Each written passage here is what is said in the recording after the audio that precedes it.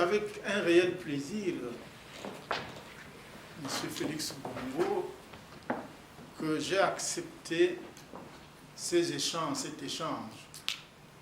Parce que d'abord, il faudrait que vous le sachiez, dans notre plan stratégique, nous avons, parmi les objectifs à atteindre, la mobilisation massive aussi bien des institutions nationales que de l'ensemble de la population non organisée. Et en venant parler avec vous, j'entends, bien sûr, exercer ce travail de mobilisation et de veille de conscience, bien sûr, tout en sachant que cette veille de conscience, vous l'avez déjà. Je suis venu à Paris pour participer aux Journées européennes de la Société française de cardiologie dont je suis membre. Et j'ai profité de l'occasion, avec le concours de certains amis qui travaillent avec moi en politique depuis plusieurs années, de venir ici échanger avec vous sur les problèmes du pays, en particulier sur la situation du Gabon. Comme vous le savez, la situation actuelle est influencée par trois éléments, trois faits. D'abord, les errements du gouvernement qui a en quelque sorte mis le Gabon par terre. Deuxièmement, la volonté de notre peuple de vouloir se débarrasser de ce groupe qui a confisqué le pouvoir depuis plusieurs années. Et troisièmement, la perspective de l'élection présidentielle. De l'élection présidentielle de 2016. En fait, par rapport à ces trois points, la perspective de l'élection présidentielle nous donne l'opportunité de résumer la réponse à une seule solution, la nécessaire alternance politique. Globalement, le regard porté sur l'histoire du continent à laquelle n'échappe pas le Gabon, notre pays, nous fait dire que nous nous trouvons aujourd'hui à la 4e phase de notre histoire récente, ouverte par la sortie de notre pays des indépendants, de la coloniale, pour passer à des régimes de partis politiques uniques qui ont été pratiquement aussi coercitifs, cette phase qui a été pratiquement aussi coercitive, parfois même plus que la période coloniale. Et ensuite, la 3e phase, celle que nous vivons aujourd'hui, que nous qualifions, nous, de la phase post-parti unique, avec l'illusion de la démocratie qui n'est pratiquement pas pratiquée. Et arrive la 4e phase, qui a commencé avec le printemps arabe, et annoncé par les événements glorieux du Burkina Faso, qui, à notre sens, devrait ouvrir, pourquoi pas, le printemps subsaharien. En effet, la perspective des élections présidentielles vint bouleverser toutes les données rationnelles de travail et nous engagea dans une spirale difficile à contrôler. Et c'est dans ces conditions que j'ai pris la présidence du Front. Contexte difficile, vous imaginez.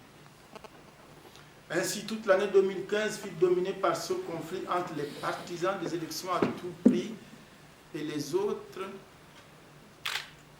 qui veulent organiser autour des partis politiques plus volontiers la destitution du chef de l'État, la transition et le dialogue inclusif. Voilà donc, chers compatriotes et frères amis, la quadrature du cercle dans laquelle nous sommes confrontés au sein du Front. Deux regroupements distincts qui ne suivent plus la même voie. D'un côté, des amis, disons des frères, qui veulent à tout prix que nous mettions en place une candidature unique pour aller à des élections avec le pouvoir en place, en face du pouvoir en place. Et de l'autre, trois idées qui réfléchissent autour de la destitution, autour de la transition à partir d'un dialogue inclusif. C'est donc sur ce point que je voudrais essentiellement partager cet échange avec vous autour de deux perspectives. Premièrement, l'élection qui suppose affrontement avec Ali ou tout autre candidat du PDG, sans espoir de parvenir au pouvoir. Et deuxièmement, l'alternance pour laquelle il nous faut nous mobiliser en mettant en commun tous nos moyens, comme cela est stipulé dans l'article 3 des statuts du Front. Telle est en fait la réalité du débat au sein du Front. Celui qui tourne autour des candidatures uniques du Front. Il s'agit d'un candidat du Front qui devra aller à l'élection présidentielle contre le candidat Ali Bongo. Alors, plusieurs arguments, dont celui de la proximité du scrutin, nous sont brandis. Du genre, l'élection c'est demain, donc il nous faut le candidat aujourd'hui. Ce genre d'argument ne peut pas tenir pour plusieurs raisons. Le candidat Bongo est illégitime de par son état civil, irrégulier, disons, de par son état civil, et illégitime de par le processus qui l'a amené à la présidence de la République. La règle qui a modifié la durée du mandat et le fait qu'il soit illimité dans le temps est également une anomalie qu'il nous faut corriger, comme vous l'avez d'ailleurs dit vous-même, avant cette élection présidentielle. Ainsi, pensons-nous, aller à une élection dans de telles conditions paraît accepter la violation constitutionnelle et soutenir l'esprit d'instauration d'un pouvoir à vie. Est-ce que l'acharnement à vouloir se faire désigner candidat ne cache-t-il pas des objectifs inavouables? Notre histoire récente nous enseigne que nous avons parfois, pour ne pas dire plusieurs fois, été trompés par les candidats à des élections présidentielles. Nous savons bien maintenant que notre charismatique candidat à l'élection présidentielle de 1993 ne fut rien d'autre qu'un élément de pouvoir. C'est pourquoi, pour ceux qui s'en souviennent, dès son retour d'un exil éphémère à Paris, après les violences de 1993 et 1992, notre candidat de 1993 exigea à ses troupes d'abandonner la lutte pour participer à un gouvernement d'union nationale. En 2009, souvenons-nous qu'il n'y eut point de résistance à Libreville après la proclamation des résultats. Seule la ville de Port-Gentil connut des martyrs à cette occasion. La connaissance que nous avons des hommes et à partir des écrits de certains spécialistes des problèmes africains en 2009 nous permet aujourd'hui d'établir un parallèle entre les personnages clés des élections présidentielles de 1993 et de 2009. C'est pourquoi au Congrès de la diaspora, ici même à Paris en 2014, alors que la diaspora voulait déjà nous amener à désigner Jean Ping comme candidat de l'opposition, je me suis permis de dire, justement en pensant à 1993 et 2009, que nous ne nous laisserons plus piéger et que l'adage français du jamais 203 n'aura pas une réalité gabonaise cette fois. À Libreville, je leur ai dit que les chevaux de Troie ne verront pas leurs soldats sortir de leur ventre dans la cité du front. Je peux continuer à citer des anecdotes qui témoignent de la nature d'infiltrer dans l'opposition de certains compatriotes qui veulent nous amener à participer à une élection avec Ali Bongo. Je n'ai pas la mémoire de date, mais des amis de la diaspora qui ont organisé le dernier congrès, malheureusement je n'en vois pas ici, se souviendront que lors d'une invitation à participer à Paris à des discussions avec la gauche française, ils ont recusé des amis que je leur avais proposés parce qu'ils étaient, m'avaient-ils dit, des correspondants permanents du pouvoir dans l'opposition. Et ces amis-là sont parmi ceux-là qui veulent l'élection du candidat unique à tout prix en ce moment. En conclusion, sur cette affaire de candidature, je dirais que pour aller aux élections actuellement, c'est chercher à aider Ali à dorer sa prochaine réélection frauduleuse. Car l'élection de 2016 ne sera pas différente de celle de 1993, 1998, 2005 et 2009, comme le précédent orateur l'a souligné ici. Ne dit-on pas que la lumière du passé doit éclairer l'obscurité de l'avenir? La lumière, c'est ce que les Bongo ont fait lors des scrutins précédents. L'obscurité, c'est le scrutin à venir. En face du scrutin connu de 2016, quelle doit être?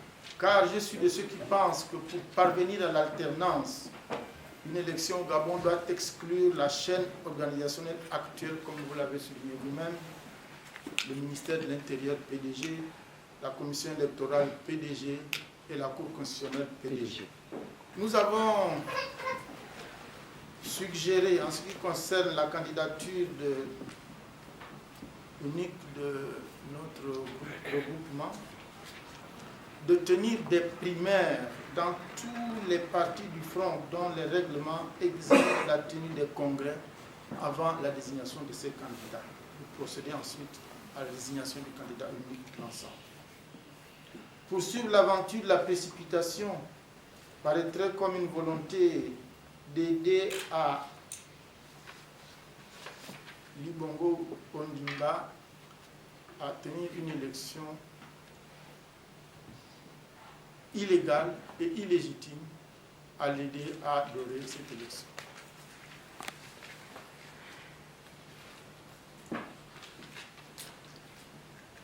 C'est pourquoi, mes chers amis, mes chers compatriotes de Paris et de France, comme Scipion l'Africain,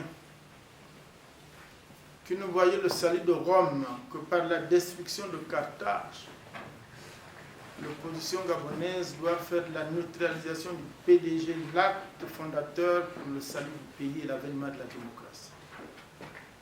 Cette désintégration du PDG qui devrait amener le peuple gabonais à imaginer une transition pour organiser les élections transparentes, justes et régulières, peut passer par deux actions parallèles. Première action, le dialogue inclusif qui malheureusement est actuellement rejeté par Ali Bongo. Et deuxièmement, la mobilisation des institutions pour le salut public, parallèlement à l'organisation du peuple souverain. Je suis persuadé que les échanges que nous allons effectuer à partir de là nous aideront à mettre en commun nos idées pour que demain, nous puissions, comme nous le souhaitons, mettre le PDG hors du jeu, installer la transition pour qu'enfin notre pays connaisse l'alternance et passe à cette quatrième phase qui nous ouvre la porte de l'état de droit et la mise en place d'une démocratie véritable qui peut permettre le développement significatif de notre pays. Merci de votre attention.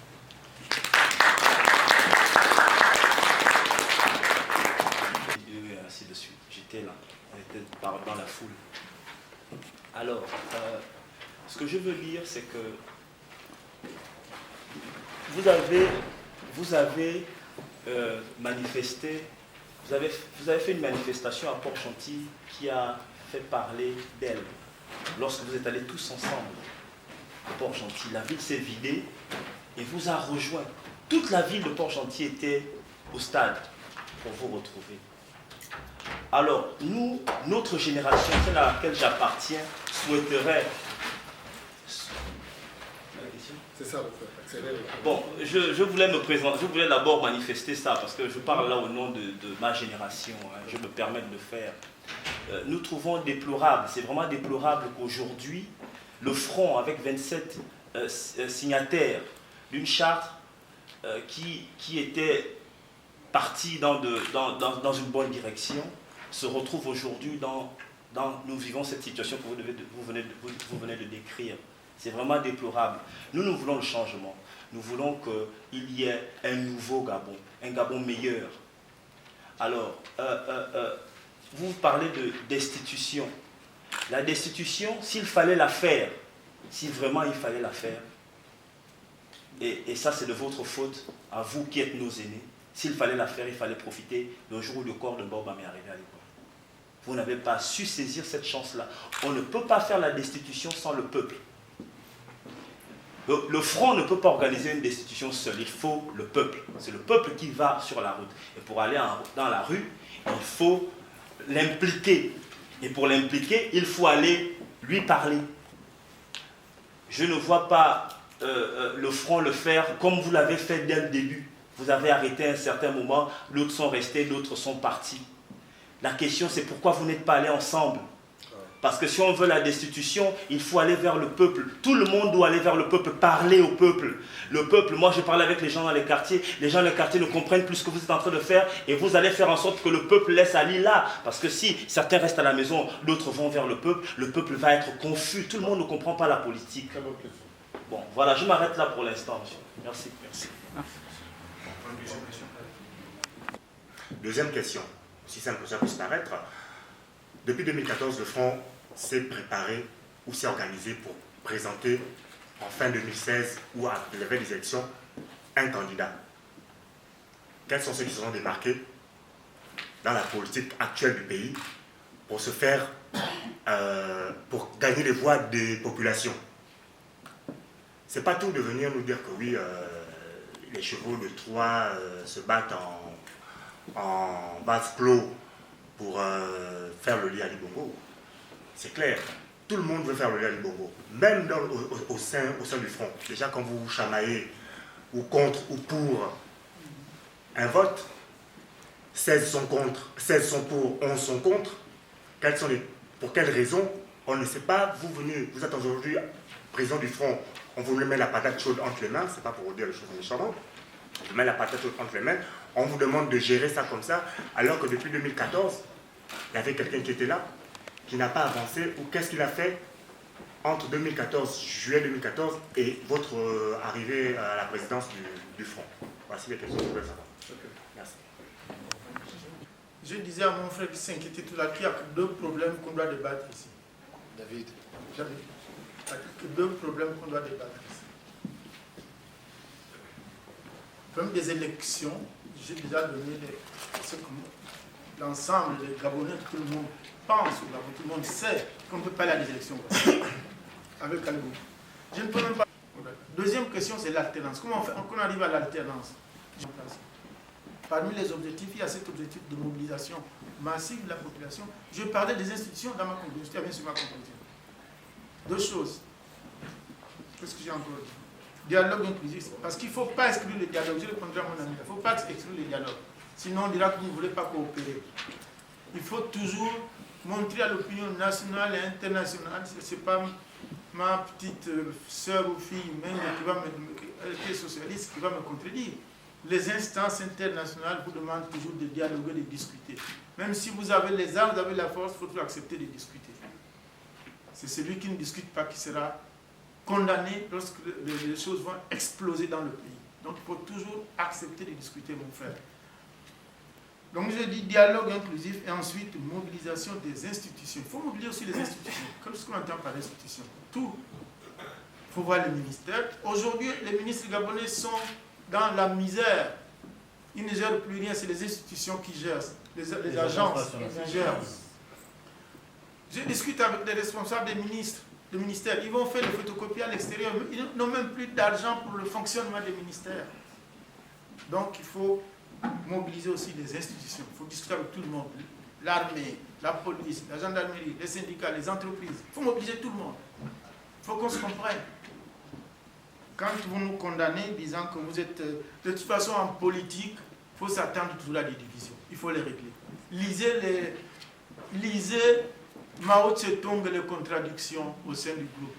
Lisez Mao. Vous comprendrez que quand on avance, il y a toujours des contradictions. Mais il faut avoir la capacité de régler ces contradictions, de regrouper la masse et de continuer la voie que vous vous êtes fixée. On ne peut pas ne pas voir des contradictions quand on est plusieurs, surtout un front. Mao Tse-tung avait un front avec Chiang Kai-shek. Mais après, chacun a suivi son chemin. Mais Mao Tse-tung est arrivé à la victoire finale. Donc ne vous offusquez pas qu'il y ait des divergences. Il y aura toujours des divergences. Mais il faut que la majorité puisse se ressouder et aller de l'avant. C'est un peu le sens du discours que j'ai fait le 7. Donc on va se retrouver le 27 pour reconfigurer le front et continuer à aller de l'avant. Bon, maintenant la deuxième question, j'ai un peu répondu en partie. Je crois que le dialogue inclusif, moi-même au début, je n'étais pas tout à fait d'accord avec le dialogue, mais j'ai fini par comprendre que c'était une nécessité. Il faut toujours dialoguer. D'abord, nous sommes africains. Les Africains, c'est la pala. Il faut toujours discuter. Tout en sachant que de cette discussion, on ne doit pas laisser de plumes. Parce que quand vous discutez, chacun veut rouler l'autre. Tenir ferme dans ses objectifs avec le dialogue que l'on fait. Nous savons, nous avons demandé déjà le dialogue. Ali Bongo, dans sa réponse au cours du discours du Nouvel An, nous a renvoyé au CND, au Conseil national de la démocratie. Or, nous savons que le CND ne prend pas de décision. Et c'est pour ça que nous avons refusé d'aller discuter avec le CND. Nous voulons une discussion avec tous les partis concernés, le pouvoir que nous critiquons et l'opposition, et la société civile, toute la communauté nationale. Donc, on pose ces problèmes que nous avons posés, que lui aussi a posé tout à l'heure. Les problèmes des institutions qui ne sont pas correctes, qui ne règlent pas les problèmes nationaux, comme on souhaiterait que ces problèmes soient réglés. Et le problème de l'illégitimité et l'illégalité de celui qui aujourd'hui est censé soit dirigé aux Africains. Je ne sais pas si je vous satisfais dans mes réponses. Comment est-ce que vous exigerez l'application de la communauté internationale au lieu de la francophonie, la France, ou vous allez le faire entre vous tout simplement? Nous avons demandé qu'il y ait présence de toutes les instances internationales. Nous avons déjà rencontré les représentants de tous les pays européens à Libreville, tous les pays occidentaux à Libreville. On a rencontré l'ambassade des États-Unis, on a rencontré l'OIF, on a rencontré... on les a tous rencontrés. On souhaite qu'ils soient présents, comme on l'avait fait à la conférence nationale, aux accords de Paris.